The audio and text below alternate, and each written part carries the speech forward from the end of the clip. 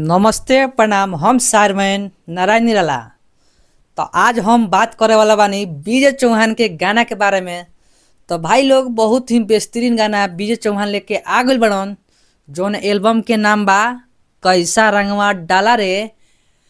T series company से ई गाना आइल बा। टी सीरीज हमार भोजपुरी पर ई गाना 2 घंटा पहले आइल बा, जौन गाना के गइले बड़न विजय चौहान और शिल्पी राज। तो चलो लो भाई एक बार गाना के रिव्यू सुन लो, कैसन बा कैसन रंगवा डाला रे।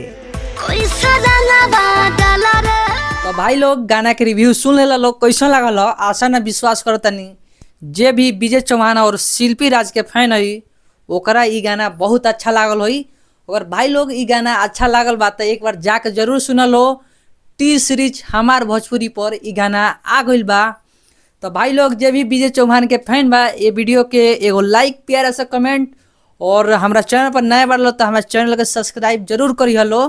भाई लोग तोहरा लोग से बता देता नहीं, विजय चौहान के पहले से बहुत बेहतरीन गाना होता। भाई लोग ई गाना के लिखले बड़न अभिनव प्रताप सिंह, आ म्यूजिक दिले बड़न रोशन प्रताप और गौरव विशाल सिंह। डायरेक्टर बानी विभांशु तिवारी जी, और ई गाना के गैले बड़न विजय चौहान और शिल्पी राज। तो भाई लोग ऐसा ही नया नया गाना का अपडेट पावे खातिर हमारे चैनल के सब्सक्राइब कर लो। जे भी नया सब्सक्राइबर बा तो भाई लोग फुल सपोर्ट कर लो, और जे भी फेसबुक पर हमार वीडियो देखता तो भाई लोग जरूर फॉलो कर लो। जय सीमान बिहार। फिर मिले हम नेक्स्ट वीडियो में, तब तक के लिए बाय दोस्तों।